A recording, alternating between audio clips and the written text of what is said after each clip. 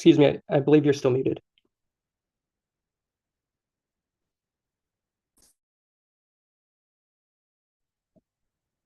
Thank you, whoever said I'm still muted. All right, Third time. third time's a charm. Let's start. This is a good rehearsal time for everybody here. It's been a little bit of a while. So anyway, my name is John Laura. I am the FinCom chair and I'd like to call tonight's meeting to order.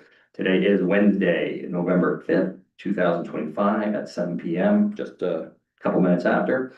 Before we get started though, I'd like to have all the members introduce themselves, starting off to my far left, Brett Hausler. Heidi Gilmore. Joyce Boyardi. Michael Crum. Jen Zoroski. Eric Arvidsson. Mr. Chair, Mark Johnson is also on the call. Excellent, thank you, Mark. Pete Peruvi had another commitment tonight, so he will not be here. Mike Crone will be reading his articles tonight to facilitate the pre-town meeting. So what we're going to do tonight is follow the agenda, but also call the pre-town meeting, open it. And that is where we go. I'm going to take a few minutes just to explain this because we have some new members on the committee. But it's basically like a dry rehearsal for the town meeting. But it's also a time for when residents get the finance committee report to come in, talk to the finance committee about the different articles and ask us further questions if there are any questions, and we can answer them and have discussions. We've already voted on these articles, so we're not going to be voting again. I did check with the town administrator. There's no change in the language from the time that we read through these on October 15th, I believe, because it was a draft warrant at the time instead of a final warrant at the time. The only change is Article 11 is now number 3 and Article 3 is now number 11. So those are the major changes. So all that makes sense as we start off here? Yep. The process that we'll go through for pre-town meeting here is I'll call on the article, who's responsible for the article, and if you have the motions document up, you're going to read through the motion, not the article. And that is true at town meeting as well. Okay. You don't want to read the article, make the motion, because the article is the one that explains to everybody here what it is. No, we don't read them. Yeah, no. The last? No? But so we'll read through the motions and then through discussion, we're going to have discussion around it. And we can discuss the article then though. And also you can include some supporting points as well regarding your article. I'd say we're not going to do a deep dive unless we need to, but since we've already talked about all these articles, just a general discussion, overview, and the supporting points behind why we voted the way we did, and the supporting points behind the article. So after you read the motion, you're going to read if it's a majority vote, 2/3 vote, and then what the vote tally was. All these were 8-0, so it's going to be pretty straightforward. Any questions on the process at all before we get going? Okay. With that said, why don't we start off with Article 1, which is Pete Peruvi's article, but Mike, why don't you start us off? The FinCom will move a town meeting to vote to transfer from free cash the sum of $15,752.11. Transfer the sum of $9.87 from sewer enterprise reserves and transfer the sum of $4,167.38 from water enterprise reserves for a total sum of $19,929.36 for unpaid bills from prior fiscal year as written in the warrant. This requires a 4/5 vote. Yeah, discussion. Go ahead, Mike.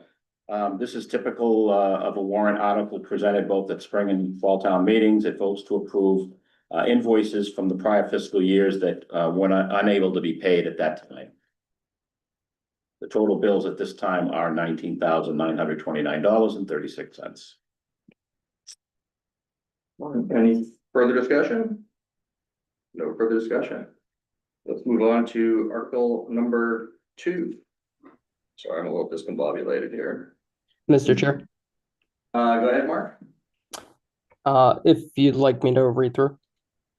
Yes, please do. You can, read the motion and read it exactly as it's written, please. Sure. I move that the town vote to transfer from marijuana impact fees free cash the sum of $99,155 and from free cash the sum of $348,075 for a total sum of $447,230 for additional wages and expenses not sufficiently funded under Article 3 operating budgets of the May 5th, 2025 annual town meeting as written in the warrant. Administration, social work services, entire community, $17,500. Police, school resource officer salary, $64,321.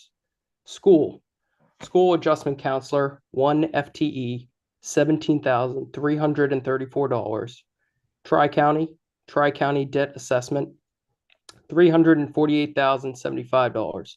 Total fiscal year 2026 balance of $447,230. So we'll require a majority vote. This has been unanimously approved by the Finance Committee. Thank you, Mark.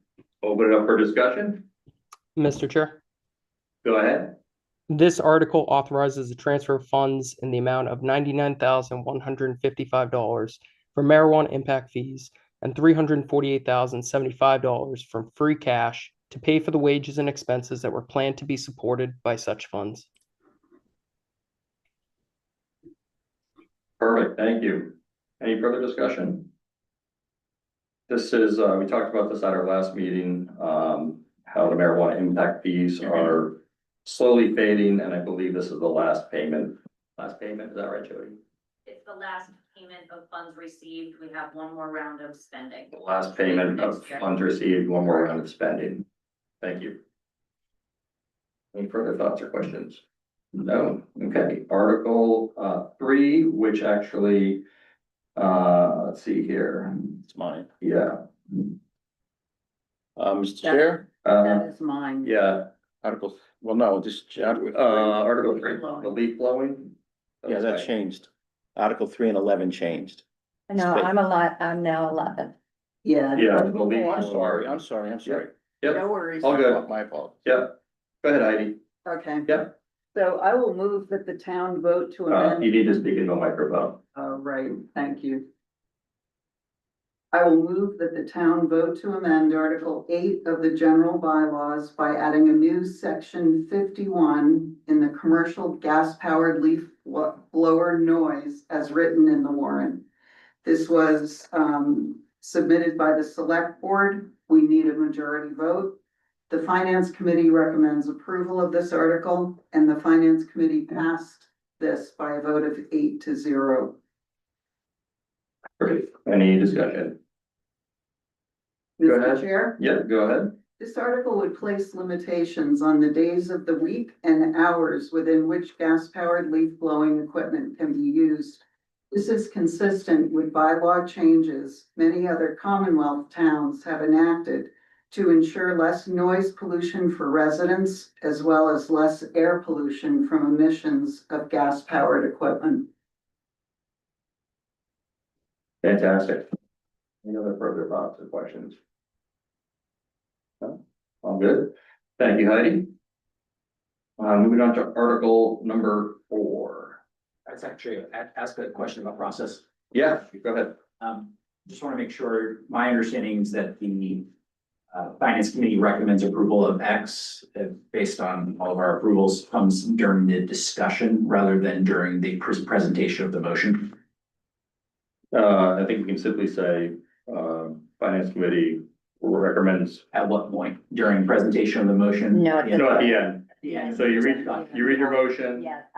So I would Any do discussion? majority vote, and then say Finance Committee approves this 9-0 or 8-0. And Is then that what you you're vote. saying? No, so you're gonna say I move that and then you fill in the blank. Yeah, Is there any discussion? Yes, there's discussion. Here's my discussion. At the end, that's when you say The the Finance Finance Committee. Committee recommends approval. Yes. Okay, And then you. So- Yeah, this is how you do it. I move, then it's the discussion. The Finance Committee recommends this article 8-0, submitted by the select board, must be passed by majority vote. This is what we've been doing for 7 years. I've heard it now a couple of times tonight, so I just want to clarify, so there is uniformity. Yeah. Um, Yeah, I don't think we should be doing the motion. I think we should be doing the article and then indicate that we voted in favor of it, but that's my recollection. yeah, so I watched the last 4 pre-town meetings, yeah, It's always been. so, yeah, I'm sorry. So normally what happens is the moderator would say Article 5. And then I would say, Mr. Moderator, he'd give my name. And then I would explain I would tell what the Yeah. motion is. Yeah, Then he would ask if there was any discussion. I would then in turn give the discussion. And then if any further discussion. And then I would say the finance committee recommended this article by Understood. 8-0, then submitted who submitted it and how it has to be that's passed. fine, but do it this way, I was doing it informally the other way, where I did all 3 points and then discussion. Understood. So, great point, let's do it the town meeting way, so who's up? Is that the choice or the charm one? No, it's a town. No, it's the town. I'm up to Article 4. So what we'll do, after you read through it, So read the motion as written, Yes. all right? Then the moderator will ask for discussion. That's when it goes back to the person presenting the motion. That's when you discuss what you've written about the No, program. yeah, And then you say the finance committee recommended this article by 8-0. We just did different. Yeah, That's what we no, did. Yeah. you did, but she Just- did not. It's been Yeah. multiple ways tonight, so Been that's two why I'm different asking. ways. correct. I'm gonna double check it, because I'm 99% sure I've been doing it at town meeting the other way. But I don't, does anyone have any, anything to weigh in All on? my Sorry to Through be, the years have been this I way. understand. Mr. Chair. Yeah, go ahead. Best of my knowledge, the finance committee members have presented the article. Yeah. made the motion, and they've either mentioned the vote of the recommendation vote of the finance committee right after that, or they discuss the background of the article and then give the recommended, the vote of the finance committee. But it's definitely the recommended vote of the finance committee is given before it's opened up to the public for any discussion. Right. Correct, at the very end. correct, So that's. understood, okay, so, I'm fine with that. You know, I think I've heard it both ways, either right after the Yeah. initial motion Yeah, or right after the discussion. Yeah. It's definitely before the finance committee gives up its speaking role at the beginning. totally agree, Yeah. totally agree. So for tonight and for town meeting, why don't we do discussion back to the moderator or chair, and then read the motion, go back to the chair or the moderator, and then go back to the discussion, and then say, a majority vote, 2/3 vote, and then, Who submitted Yeah. it and, you have to say, you could just say, no, it's just a vote, you don't have to say who submitted it. yeah, because then we have Yeah. to say to them, We don't have to say who's amended. Yeah, I don't think so, okay. but we'll verify, thank you. Okay, that Yes. better? Yes. I think this is our first I rodeo. know, right? That's good. That's good questions, good questions, good questions. All right. Number 4, go ahead, Mike. This is Pete's article. I move that the town vote to transfer from free cash the sum of $500,000 for road, sidewalk construction, design, repair, and maintenance. This requires a majority vote. Okay, further discussion? Mr. Chair. Yes. In recent years, the select board and town meeting have voted in favor of supplementing road sidewalk improvements by appropriating funds in addition to chapter 90 funds provided by the state. And limited, and approximately $272,000 received in FY 2025.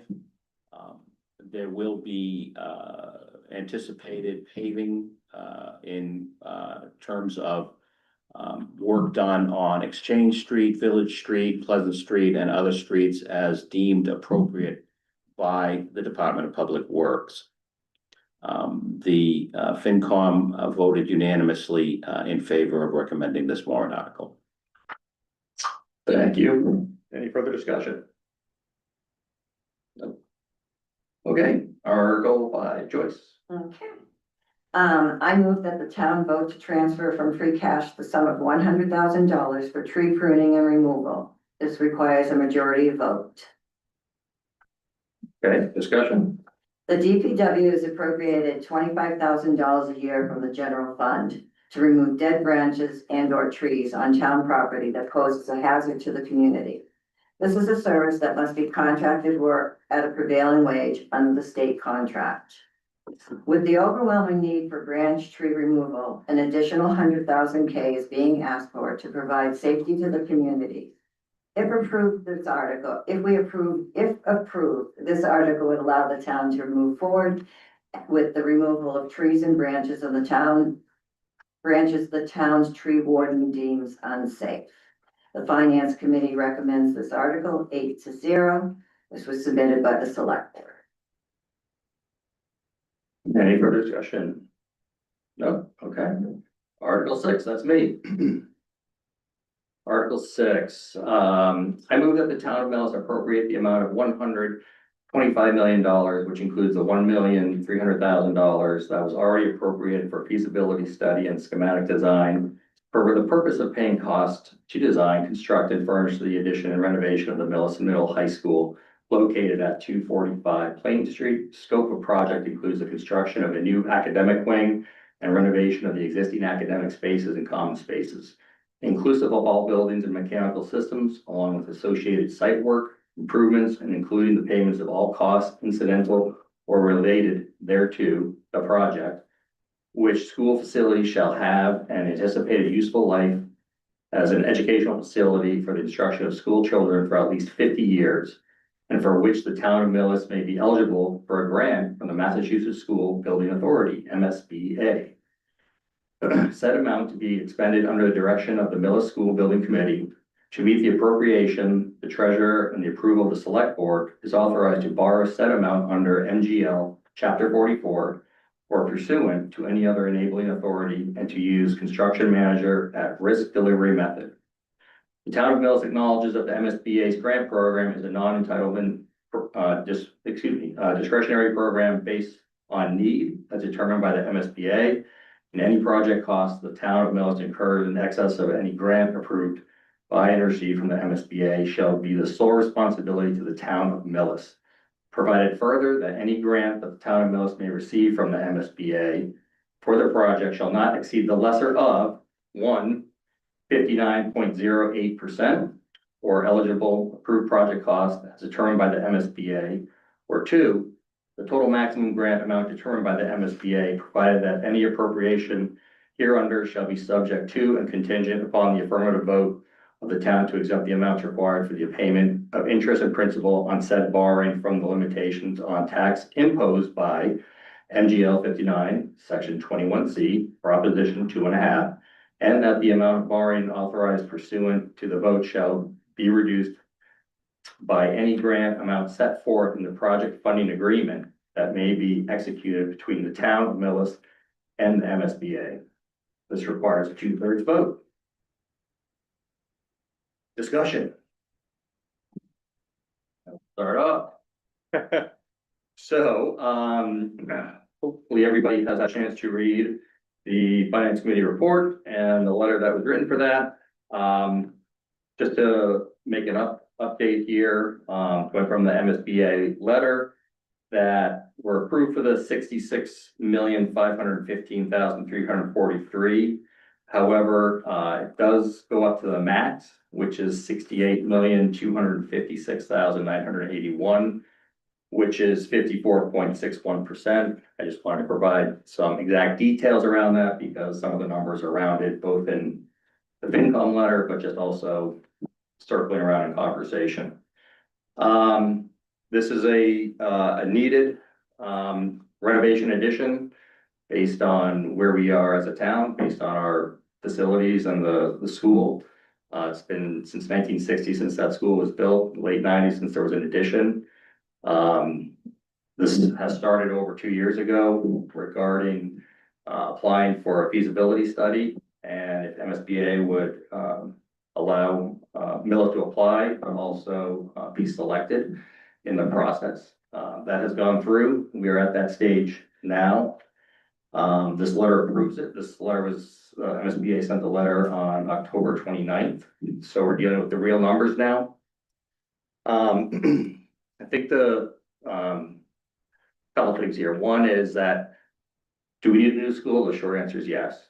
Are taxes gonna go up because of it? Absolutely. And that to the tune of $914 based on a $605,000 house in Millis. Looking at the different options and what the school building committee has gone through, evaluating those different options, not only is this the best option for Millis, but it's also the cheapest option for Millis.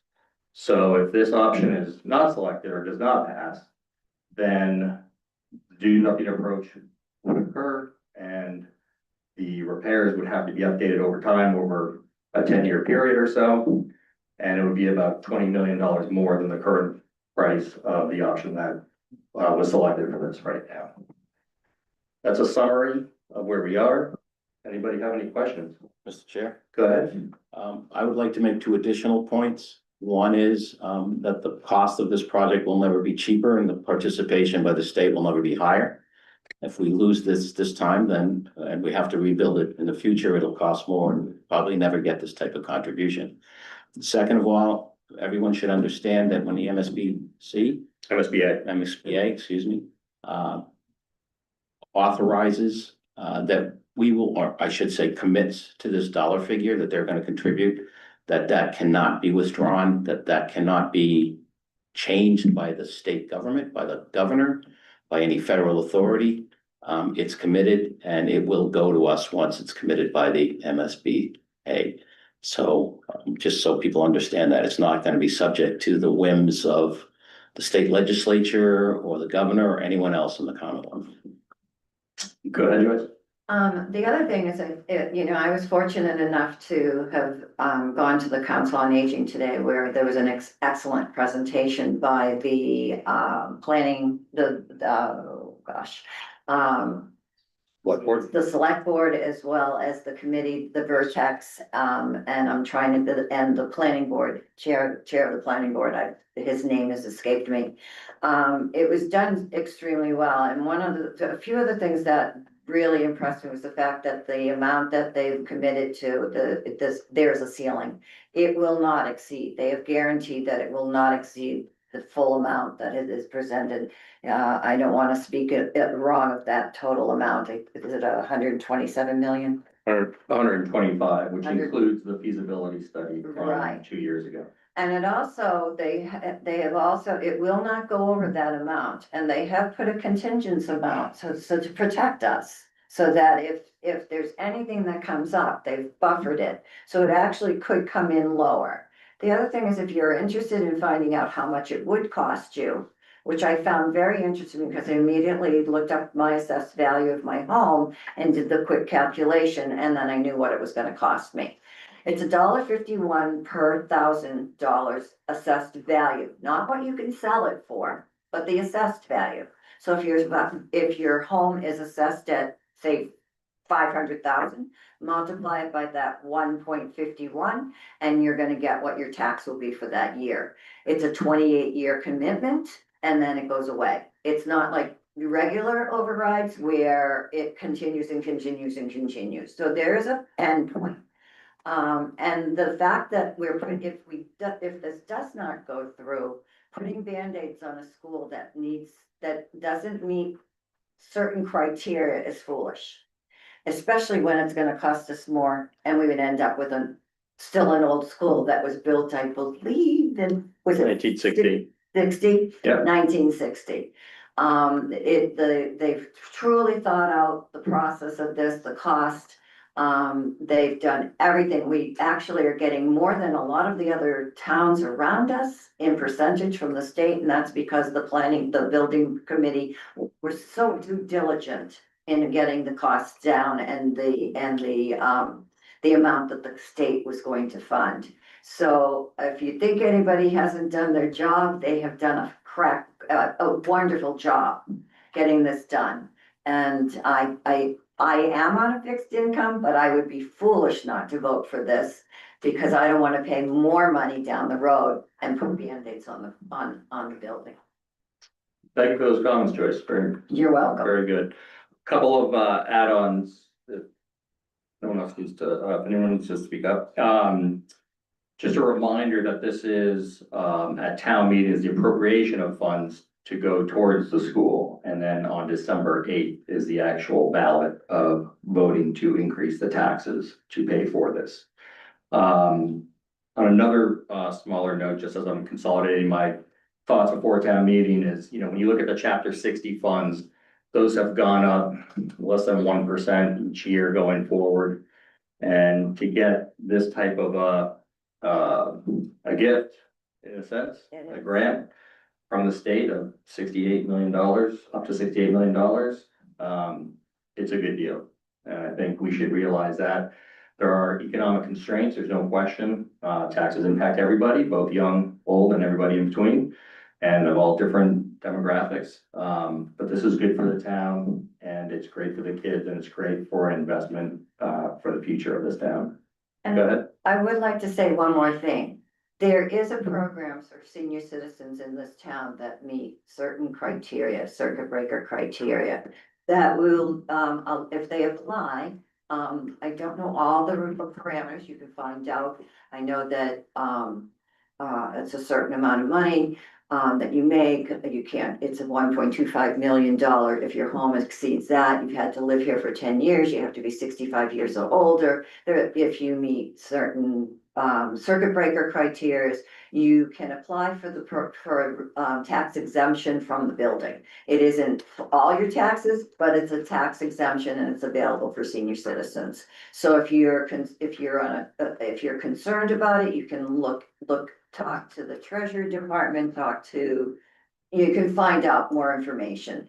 I'm sure Craig could tell us who to contact or further. There's 8 different programs of different qualifying variables for each program. The Right, best thing to do is to go online, and all the programs are stipulated with all the qualifications. okay. Yeah, go ahead, Craig. Yeah, I would just say don't contact the treasurer's department yet. This only kicks in. Closer to the mic. This only kicks in. Yeah, I know.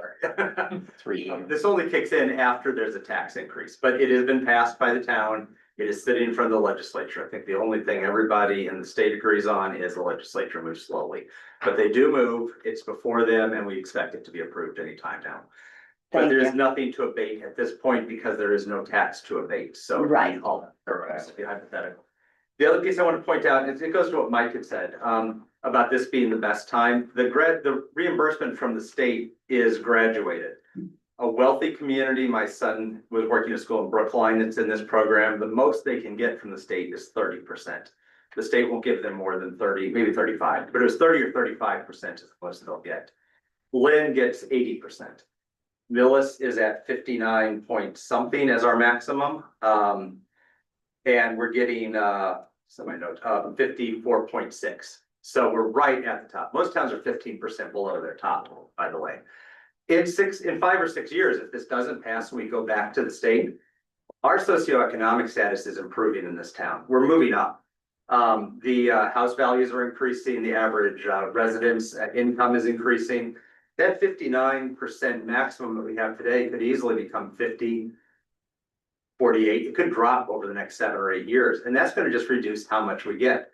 So as Mike said, this is the best it's ever going to get. Construction costs don't get cheaper. They go up. We've got escalators just for this project. We've got escalators from the day it passes on the vote to the day we actually finish the project. It's 3-something% per year, just growth on construction stuff for the project. So again, if people think we can wait, because a lot of people are saying the SNAP has been cut. Yes, SNAP's been cut. Economic problems across the country, no government budget.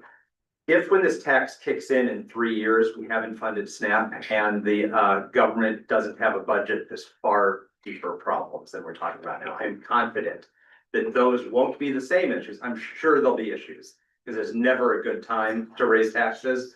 But right now, those are today issues. This tax increase is 2 to 3 years out, at least before it hits the books. Thank you. Perfect. Thanks for adding that. Any other thoughts? Think we're good?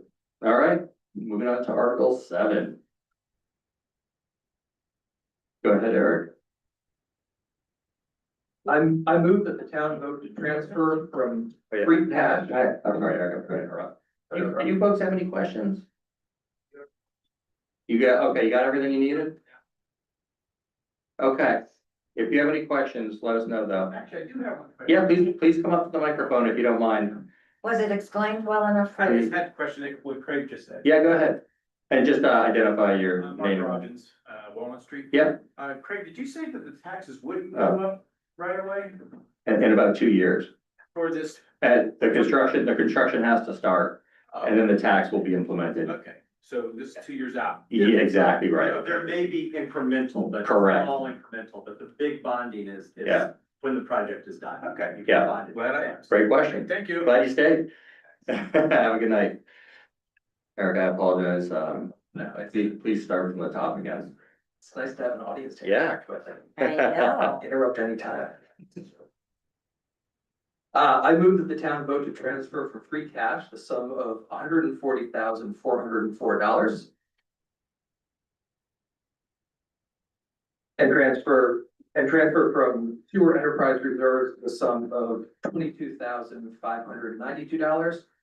And transfer from water enterprise reserves the sum of $22,592. And transfer from stormwater enterprise reserves the sum of $22,592. For a total sum of $108,000 to fund the follow capital items. For the fire department, gas meters, $30,410. For the planning board, general code software, $16,500. For the DPW, downtown light poles, $70,900. And also for the DPW, a Chevy 3500 dump truck with plow, at a cost of $90,370 for a total of $180,000. Kind of a vote is needed for this. What's that? What kind of a vote is needed for the, Oh, sorry, this requires a majority vote, discussion? Mr. Chair. Yes. So these 4 items, I'd like to address in turn. So the first item, the gas meters for the fire department. These are not gas meters that would record, utility utilization. These are safety devices that are worn on the firefighter as they enter buildings to detect hazardous level of gases. The existing gas meters are at the end of their life, and they require replacement. This item is also a fallback. There's a state earmark for the $30,410. If that money is released by the state in time, then we'll use that, and the money that we're allocating here will return to the town to be allocated to other items. The planning software, the general code software for the planning department, will allow us to digitize some of our key documents. It also includes a fair amount of professional services for looking over them and reviewing them with subject matter experts, and also indemnifying the town if there is an error in those documents. The downtown light poles for the DPW, we would be purchasing 10 light poles. And these are the, I don't want to say the fancier light poles, but these are the more distinctive light poles that we have in downtown that have been damaged over the years, primarily due to vehicles striking them, but also snow removal and just age. So we'll be using 7 of these for replacements and keeping 3 in store for a future need. And lastly, the Chevy 3500 dump truck, the DPW. This dump truck is currently 2 years past its expected replacement date. It's very high on mileage, and it has hit the point where the cost of maintenance is pushing us towards replacing it. Yep. All these items were vetted by the capital planning committee, and all were deemed worthy. This article was approved by unanimous vote By who? by the finance committee. Thank you. Actually, it was 8-0. Any, correct. That's 8-0. Yeah, because Eight Heidi to wasn't 0. here. You say no? No, he 8 said to 0. unanimous. so Yes, that counts. It's unanimous. Unanimous. I know, People who were here. okay, sorry, Any other I discussion? apologize. I thought it'd make it easier. You're good. All good? All right, Article 8. Article 8. Who's that order? Article 8, Eric. I move that the town vote to appropriate the sum of $20,000 from the Community Preservation Open Space Reserve Fund for the design of a universally accessible trail in the public portion of the Glen project. It requires a majority vote. Yes. Discussion? Mr. Chair? That noise coming from. No. I don't Go know. ahead. Is it me? Maybe. Sounds more like a clank game. I don't hear anything. I don't Sorry, folks, if you're tuning in, we're just trying to identify some. It's the voices. Yeah, exactly. Continue the discussion. Go ahead. Okay. I see. So this project is for the design phase only, for upgrading some of the public trails that run behind the Glen Ellen project. Some of these improvements will include widening the trails, adding a bridge, to make them accessible to make them ADA compliant, to make them more accessible. This represents kind of a unique opportunity for our town. When the Glen Ellen project was created, there was a permanent recreational easement created for these trails. So the town has access to these in perpetuity. But the maintenance of these trails will be done by the Glen Ellen ground staff, or whoever maintains Glen Ellen, not the town. These improvements are part of were recommended in the open space and recreation plan that was created for the town. And would be a benefit to Millis residents and a potential draw to those that are outside of the town. This article was approved by majority vote by the finance committee. Perfect, 8-0, right? I think zero. Sounds good. Any other further thoughts or questions? No? All right. Article 9, Mark, if you are still in Zoom land, Yes, Mr. Chair. go ahead. I move that the town vote to amend Article 6, Section 2 of the general bylaws as written in this warrant. This will require a majority vote. The Finance Committee recommends approval of this article 8-0. Discussion. Mr. Chair, Yeah. this article, if approved, would amend the general bylaws to align with current Massachusetts Procurement Law 30B. The thresholds within this general bylaw were last updated in 2014 and do not currently represent the increase in cost of goods and services over the last decade. Sounds good. Any other thoughts or comments? No discussion? All right, thank you, Mark. Mike, Article 10. I move that the town vote to amend Article 11, Section 2 of the general bylaws as written in the warrant. This requires a majority vote. And a discussion. Discussion on this, the article seeks to bring fines which the town may enforce against an owner of a dog that violates the provisions of Article 11, Section 2 of the Millis bylaws, in line with state mandated minimum fines for such violations. This was voted unanimously 8-0 by the Finance Committee.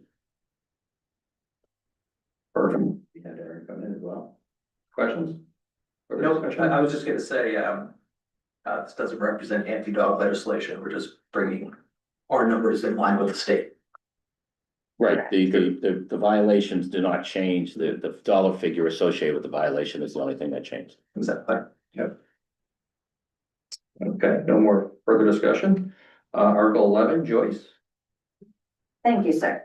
I move that the town vote to transfer the care, custody, management, and control of town-owned property identified as 33-013-00, Book 4405, page 0585, as recorded with the Norfolk County Registry of Deeds from the Select Board for general multiple municipal purposes to the Select Board for disposition. This requires a 2/3 vote. Any discussion? Yes, sir. The town voted at the 2025 Springtown meeting to sell or auction off parcels that the town deemed not to have any potential use for the town. This is an additional parcel of land that the town has determined to not have any further potential use for the town. Parcels that have been so identified should be declared as surplus and should be disposed of whenever possible in order to put this property back on the tax roll. Usually be purchased by abutters who would like to expand the size of their property. If this article is approved, the parcel will be put up for sale or auction in accordance to state law to get the widest net. The Finance Committee recommended that this article, 8-4-0 against. This article was submitted by the select board. Thank you. You're welcome. Any other discussion? All good. Okay, moving on to Article 12, Jen? For sure. Yes. I move the town vote to amend the town of Millis zoning bylaw, section 3C, establishment of zoning district zoning map, in order to amend the town of Millis zoning map accordingly, as shown in the warrant, to be in compliance with the updated 2025 FEMA flood insurance rate maps or firms. This requires a 2/3 vote. Discussion. Mr. Chair. Yes. This article amends the town of Millis zoning map to incorporate the map. It does not happen automatically, so we need to vote it in. If we do not amend the bylaws to incorporate the FEMA flood insurance rate maps, it can impact town citizens' ability to get mortgages, insurances, and insurance and the like. The Finance Committee recommended a yes vote for this, 8-0. Thank you. Any discussion? We're good? All right. Moving on to Article 13, Heidi. Mr. Chair. Yes. I move the town vote to amend the Millis zoning bylaws as most recently amended by amending section 5, use regulations H with respect to accessory dwelling units as written in the warrant. This requires a majority vote. Discussion. Mr. Chair. Yes. ADUs were sanctioned by law by the Commonwealth of Massachusetts last year. Millis residents approved an amendment to our town bylaws to allow ADUs at the May 5th, 2025 town meeting. However, the state attorney general's office subsequently provided feedback that our bylaw amendments were too restrictive. The state views ADUs as helping to provide more housing options, promote affordable housing, and give homeowners more flexibility in using their properties. The proposed amendments in this article incorporate language provided by the state attorney general and bring Millis into alignment with the Commonwealth of Massachusetts state law. This was submitted by the planning board. The Finance Committee recommends a yes vote, and the Finance Committee voted on this 8-0. Thank you, Heidi. Any further discussion? Town administrator, Mike Kaczynski, I have a question actually. How many ADUs do we have going right now in Millis? 3. Oh.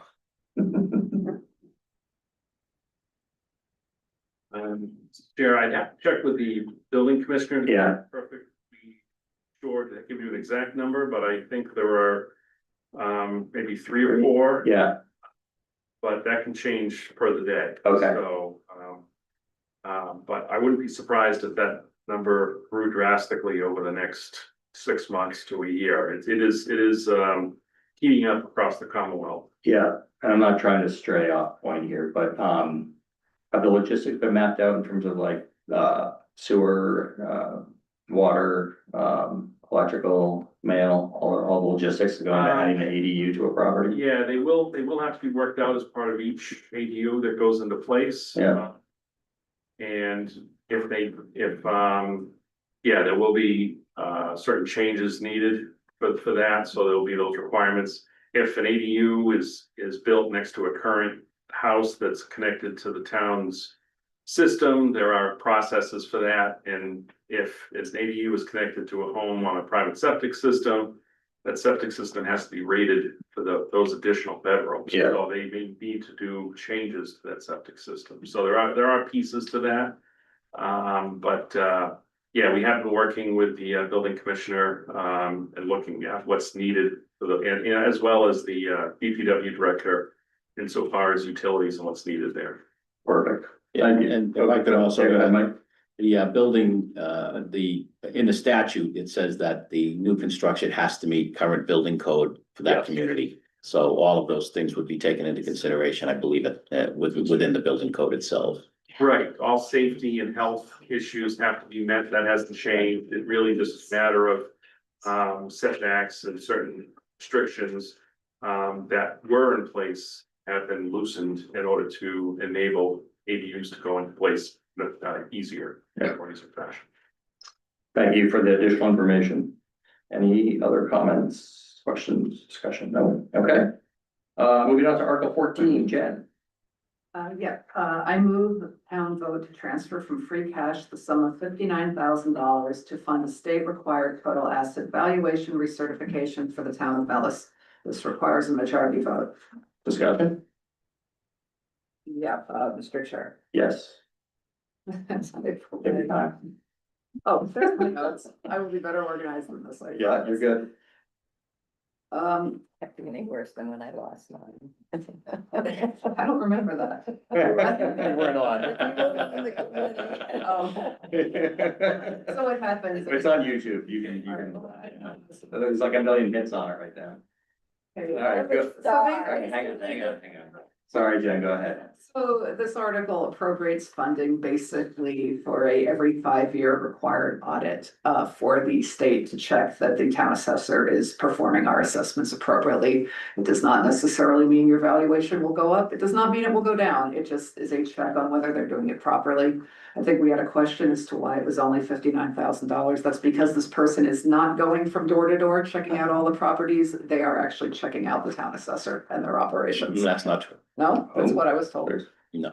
They are gonna do door to door. They will do an assessment of every property in the town. That's not- Really? Okay, that's not Yeah. what Terry told me. So maybe we should, Yeah. I'll double check. Yeah, just double check. Yeah, I mean, I was in the Board of Assessors for 25 years. We did it, but if they're doing something different, that's news to me. You don't Yeah, need that- $59,000 for that, but usually they go and they look at every building in the town to revalue it every 5 years now. I'll double check with her. Yeah. That's the way I understood it. Yeah. No, you're right. Okay. All right. Thank you, Jen. Yep. Brett, you've been waiting from over there. Thank you. Article 15, Brett. Leave room next. Not at all. Yeah. Go ahead. Mr. Chair. Yes. I move that the town vote to transfer from free cash the sum of $8,200 to fund an actuarial study of the OPEB trust fund account. This article requires a majority vote to pass. Discussion. Mr. Chair. Yes.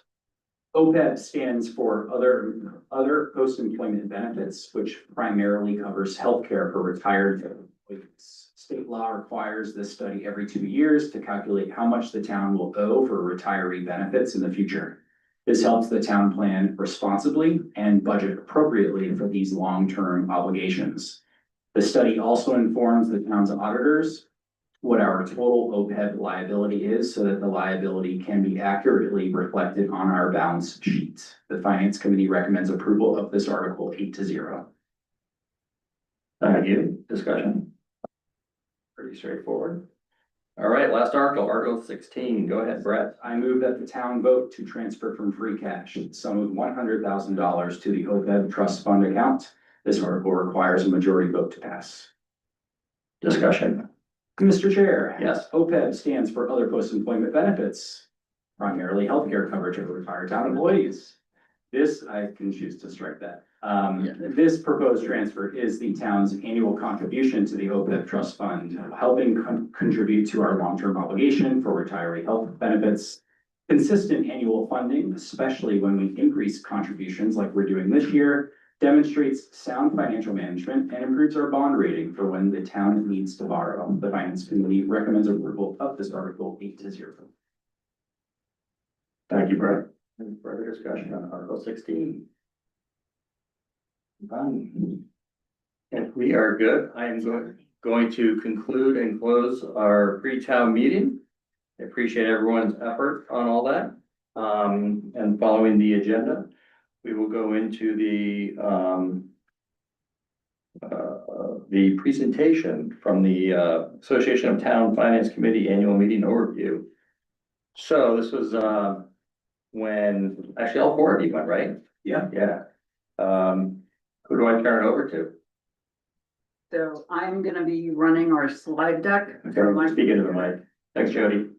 So I'll be running slides that all four of us have collaborated on. And what we've done is we've taken parts of the conference.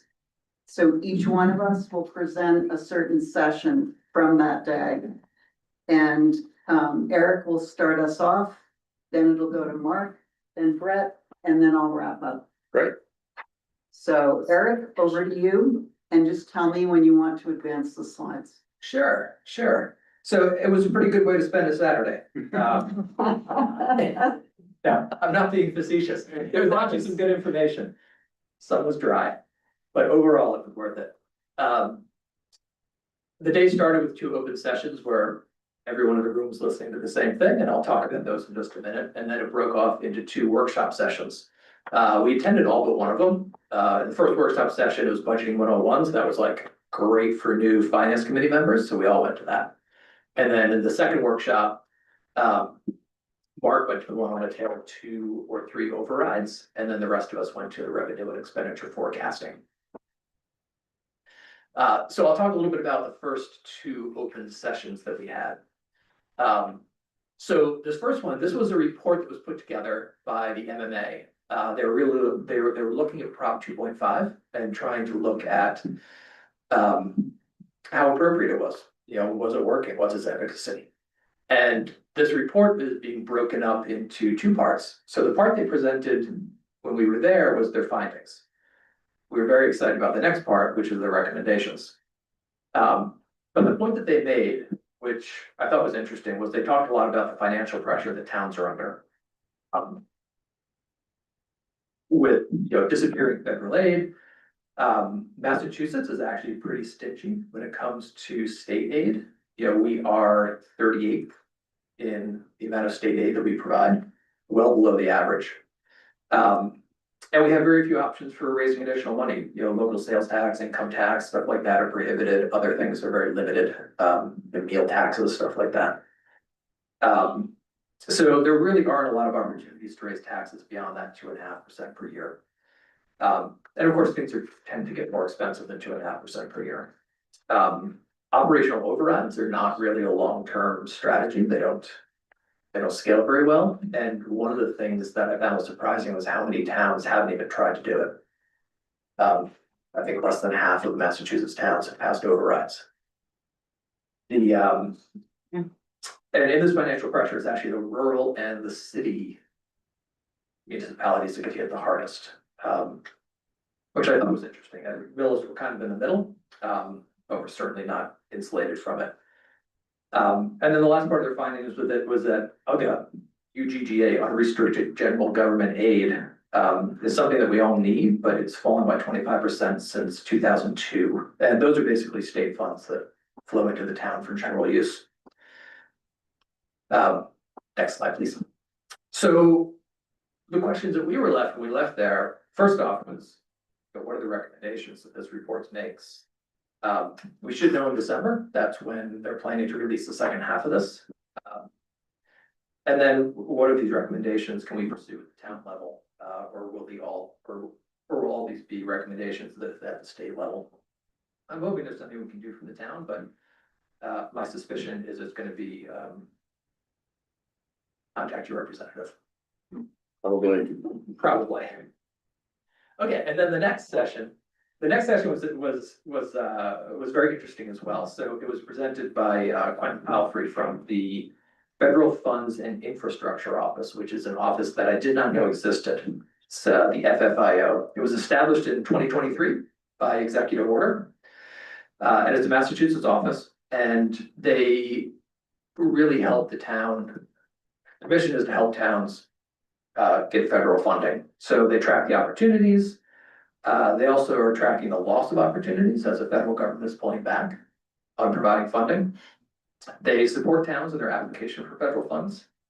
And interestingly, they have a matching funds program, so they have $750 million that's been allocated to them.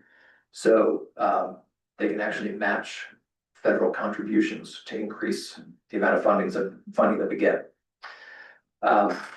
So it's a good office to be aware of, and one that I hope to dig into a little bit more. One thing that they tease that's really interesting is this software application called Grantwell, which is sort of like ChatGPT for grant writing. So you can upload details of a grant and it'll help you write your application and break out what the requirements are. It's a really interesting piece of software.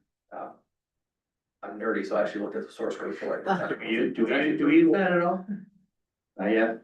No, it's not in general release, so they're in the process of releasing it right now. Okay. But it could really help secure more federal funding. It's if it's released. If federal funding is released. The purpose of this application is to increase the volume and quality and quantity of grant applications at the federal level. And we had a lot of questions after we got out of this session. Mostly about how our town goes about applying for grants. So we were wondering what the town process was for identifying and applying for grants. What the coordination is there any central coordination? The big question, of course, is are we leaving any money on the table? Could Grantwell work for us? And of course, the big question is what's the future of federal funding? I'm hoping it's a blip right now, but we'll see. So that's the first two sections. I'm gonna hand this off for budgeting 101. Do we want to take a moment, a beat, before we dive too further? I think we're good. We'll just ask questions as we go along Yeah, here. that's fine. I just want to say on that report, Yeah. I'm gonna go on record saying that I think they're gonna use those findings to come back and say 2.5 doesn't work and it needs to be like 3.5, or it needs to go away. I think there's gonna be some recommendation like that. It just seemed like the perfect setup to rip apart 2.5. Oh, yeah. I would agree. And if you look at inflation over time, you're behind. I mean, you're behind. You can't keep up at 2.5. Any town, not Mills, just anything, right? Oh, yeah. It's actually a pretty good report to read. It's very short. Yeah, Mike passed it along to us, the one that you quoted in there. Yeah, the second. Yeah, Yeah, yeah, you passed it along. it was a good one. Yeah. Very, very readable. Go ahead, Brett. Budgeting 101, the session most of us attended. Here's the key takeaways. The first is not on the slide deck, which is, I learned most every finance committee across the towns, they're not all the same. And so in terms of responsibility and expectations, so as you consider your financial oversight, it's not micromanagement, it is strategic oversight. Our job is big picture financial health and policy, not necessarily line item details. And I want to make sure that we always hold that through. Go ahead. And can I just interject? Totally agree with you and great point, because Millis should be very fortunate that we have a finance director, in this case, Jody, Carol before, who do a lot of that work where some towns don't. I know when Jen and I and Kathy were there last year, that was my takeaway as well. It's like some towns, the finance committee are making the actual decisions of, do we do an override or do we not? So, sorry, just want to add that. He emphasized at the top that if you can answer what, how, and why, then you're able to build clearer consensus across the town and even across departments of town government. Most budget complaints from residents and even town employees come from those unclear processes, not the actual numbers. And I know when you have big contentious votes out there, by answering those three questions, you're able to come to build consensus. Data over opinions, by being able to track trends, create forecasts, monitor indicators, you're able to make clearer decisions. Without that data, decisions become about opinions instead of facts. And we all know how we feel about opinions because we have feelings about opinions. Okay, moving on. What you measure is what gets attention. That was a direct quote from the presenter. The metrics we track shape what the town prioritizes. That's a positive and a negative. One of the things he mentioned is that if you, I think the metaphor was, if you tell a software designer or developer that you're gonna get a bonus for the most bugs that you find, well, you're gonna bake bugs into your software code so you can find those.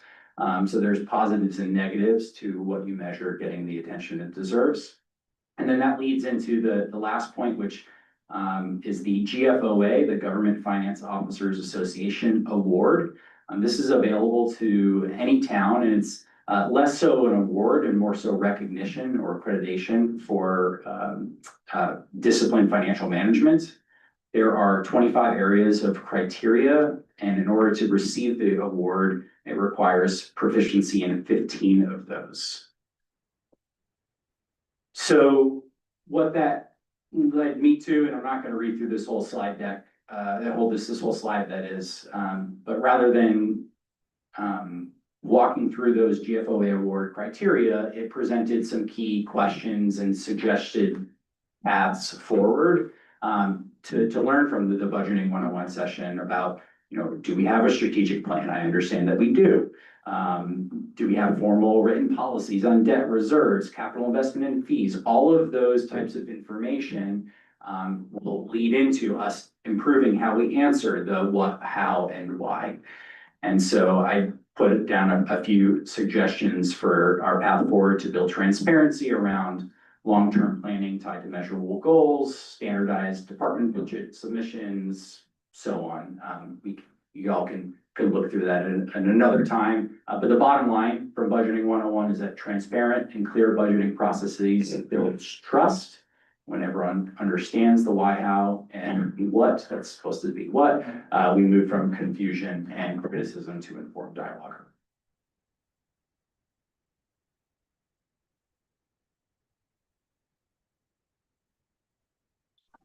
All right, Mark, you're up. Thank you. So I was the only member to attend a tale of 2 or 3 overrides. It was a really good conversation. It was more of a question and answer format. Town administrators from Easton, Bridgewater, and Stoneham were key speakers, and they went through their struggles with trying to pass the overrides, all slightly different for a variety of different criteria, but they all failed for one reason or another. So basically, I tried to come up with a summary of what they all had in common. Obviously, it's fresh in our minds in Millis trying to pass an override. Now, one thing to note is all of these were operational. They're more lenient, it seems, on capital overrides, but OpEx is particularly difficult to pass based on some of the criteria. I know Eric had mentioned state funding, state aid is continuing to decline year over year. So it's just making it more and more difficult, and the appetite really isn't there for a lot of people to want an override. So they went through some of their repercussions on the failures, how many people had to be laid off. A lot of them were school, police, fire, public works, town hall, a wide variety of staff. And this kind of details out some of the specifics, but if you go to the next slide.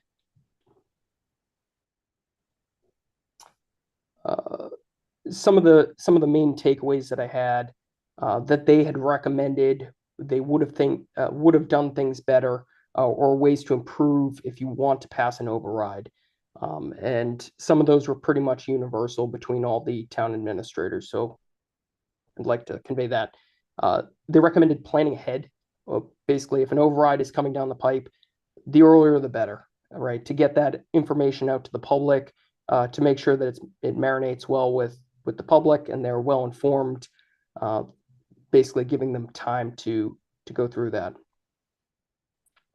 They also said to engage the community.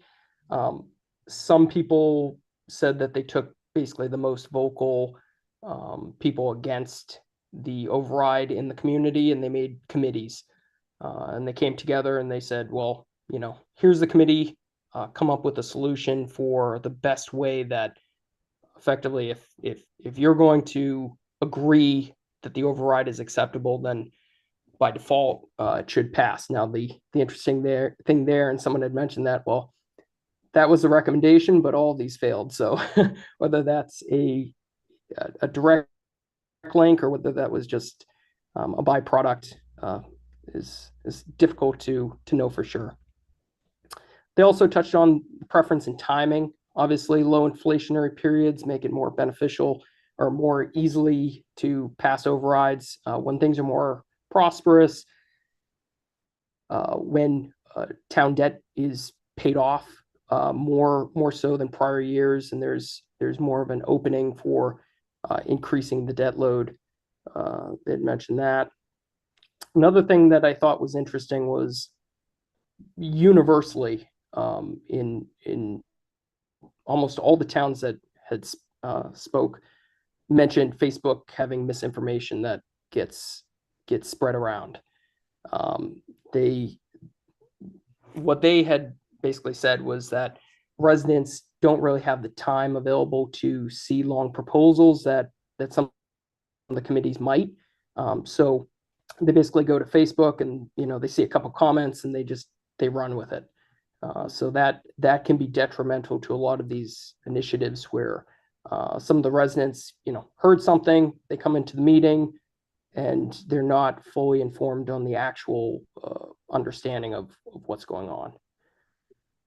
And besides that, transparency, obviously, being forward with the intent of the override, and to detail out what the repercussions are if the override fails, right? A lot of people will vote against an override specifically for, they can't afford it. The economy's bad, whatever reason they might have. But to outline exactly what would happen, how many people would be laid off, what departments, how the class sizes would look if it impacts the school, which many of these did.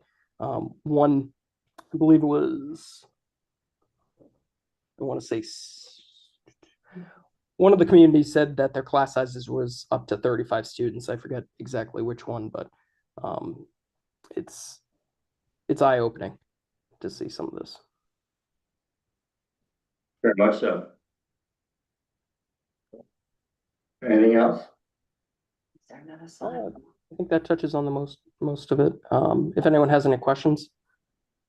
I don't think so. Good stuff. Appreciate it, Mark. Definitely go to the sources for information is the takeaway on that one. Go ahead, Annie. All right, so I had revenue and expenditure forecasting, multi-year financial forecasting. And instead of reading you guys a list of bullet points of basic things, advantages that multi-year forecasting provides, which everybody in this room already knows, I kind of turned this into a case study a little bit. This session was done jointly by someone from DLS and also by Al Tosti from the town of Arlington. He is a 40+ year member of the Finance Committee in Arlington, spent his career in municipal finance, and just really had a lot of interesting things to talk about. So basically, the challenge Arlington faces is they have a strong school system. There was an article in the Globe a few weeks ago looking at MCAS scores, and they're either down or level in every community across the Commonwealth except for Arlington. So a lot of families want to move into Arlington because of the schools. The issue the town has is the residential tax base is fairly stagnant. They're basically built out. They don't have a lot of more new housing that they can build to increase the tax base. So they need to fund the schools and run the town in the face of the same budgetary constraints many towns have, without the ability to build new housing. So part of their financial strategy is periodic overrides. In the last 30 years, they've done 5 overrides. They've all passed. the solution they implemented was to embrace rigorous multi-year financial planning for every budget cycle. They have really strict parameters around budgeting. The budget plan averages 4 to 4.5% increase per year, and every department cannot submit a budget that's more than 3.5%. The town manager ultimately owns that budget. So ultimately, if one department feels strongly that they have a huge need and they need more of a percentage increase, it's up to the town manager to bring that budget into alignment with that 4% plus or minus increase. And Al really emphasized that the town's financial health is built on collaboration. He also said trust and transparency across the different departments, including the school, all of the town departments, but that everybody has bought into this plan. So there isn't competition for funds. It's not submit for twice what you really need and hope you get half. Everybody knows they have to live within the guidelines, and there's a lot of trust around it. They also believe in providing total transparency for residents. So town meeting includes this spreadsheet that we've included in our takeouts for you guys. I know spreadsheets aren't usually very exciting, but I actually found this very readable and very easy to consume. And they have planned out the next 5 years. So some of the areas, I'm not going to read through this whole slide, and I've been speaking to much of this already. But again, they've put limits around budget growth for every department. They allocate a maximum of 5% of non-exempt revenues for capital investments, and that 5% has to include capital debt service that's non-exempt. So that just ensures that they're funding capital needs, but not doing anything too crazy. On healthcare, the day the legislature passed legislation saying that towns could opt in to the GIC, they met and they voted in for the town to become part of the GIC. Al said when they did that, they delayed the need for an override by 8 years because of the economies of scale that GIC provides. And they have an aging employee base. So it really saved the town a lot of money. This I thought was very interesting. We always ask, what about ROI? What about, seeing value for money invested? On the enterprise side, water and sewer, they're fully self-supporting, including any town administrative costs. Al made the joke comment that if the town manager sneezes on top of the water and sewer budget, that time is allocated to water and sewer. So I thought that was pretty interesting. Basically, by making it self-supporting, water and sewer is not placing demands on the operational budget, maybe even returning money to the op budget if they have, if they make over and above. Free cash, they take 50% of free cash on a 10-year average that's state certified and devote that to operations. The other 50% is retained as a reserve. And then for pension funding discipline, they're actually funding 18 to 19 million a year into their pension fund. They're contributing 5.5% annually, and they expect to be fully funded by 2040. So for a town with the constraints they have of no new housing stock, basically, I thought they had done a lot of great things to contain costs, but make sure they're not shorting the town. Interesting as well, when it comes to the school, they've just finished a $300 million new school.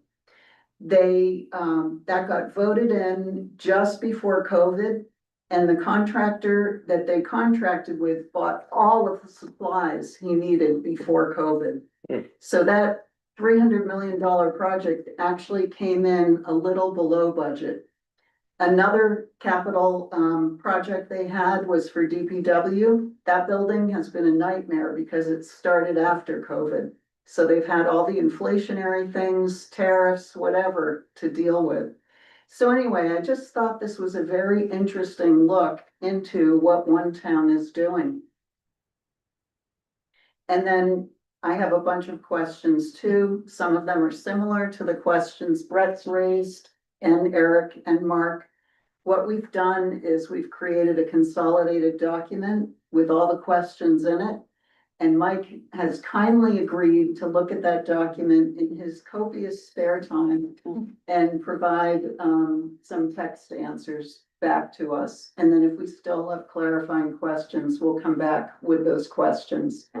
But I dove into the annual report actually this afternoon and discovered we do have a 5-year forecasted budget. We do. So some of the questions we can answer ourselves by just looking at some of the resources on the town website. But I think the day was awesome. I think we all felt that way. And I felt like we were drinking from a fire hose. Yeah, As one of us. put it. absolutely. I think it was Eric. I appreciate everybody going and learning and sharing all the different information that you learned during that process. I think, you know, when you look at like an Arlington or and compare it to a Millis or other towns out in the west of Mass that might be even more rural. You have to look to see what those metrics are, kind of like what you were referring to the study before. And everyone has a different metrics in terms of how they manage it. So the question is, what are those metrics for us? And can they be improved, or maybe they are as good as they can be, maybe they're efficient. But the landscape's always changing as we're seeing. So it's good to compare and contrast that way.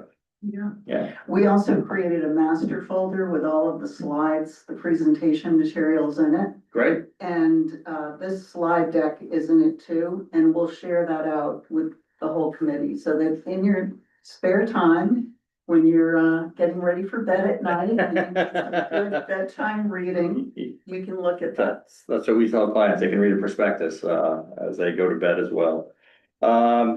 Okay, I appreciate all that. I'm gonna move on the agenda here, bills payable. So we have 2 bills that need to be signed off here. Can I get a motion to approve? We have to. Richard. Yeah. I got a motion to approve these. A motion to approve. Thank you, Jen. Second. Second. All right, there we go, all right. I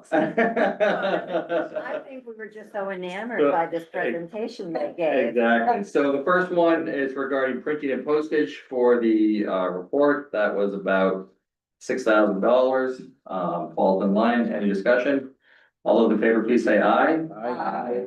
The second one is to the fee of $65 for each of you to attend that conference, totaling $260. I get a motion. Moved. Second, all those in favor, please say aye. Thank you. Minutes, I'm gonna pass Mr. it. Chair, go ahead. I make a motion to approve the minutes from the October 15th, 2025 meeting. As submitted. Thank you, Brett. Do I have a second? Seconded. Thank you. Got a motion and seconded to approve the Millis Finance Committee meeting minutes from October 15th of 2025 as written. All those in favor, please say aye. Aye. Aye, thank I'm you. abstaining because I was not here. Good girl. And- And I Thank you. watched the recording, so I can vote on that basis. So that's 7-1, 7-4, 1 abstention, Deirdre. Thank you. Any old business? Do I have one more? No, I think that's it. Any old or new business? Only thing I'll say is we'll meet at the classroom at the high school. So when you walk in, this is for town meeting on Monday. So town meeting's at 7:30. We don't have any outstanding items right now, so show up 7 o'clock or shortly thereafter. We can discuss any last minute items. So if you go into the high school where the office is, take a right, go down that hallway, pretty much all the way before it moves around, but on the right hand side, there's an empty classroom we always go to. She puts the name, she puts the number down. Yeah, she does. I don't, Usually does. She'll. yeah. Room It's 104. number 104. Yeah, good job, Deidre, thank you. Yeah. Any, board or committee liaison updates? Probably nothing. Move to adjourn. Second. Second, Ms. Pinchot. Move to adjourn, second, all those in favor, please say aye. Aye. Aye, thank you, everybody. Thank you. Thanks, Adrian. Adrian. It was on the floor. Thanks, Mark. Thank you. Thanks, Mark. Take care, guys. Have a good one. All right, so what happens now? Just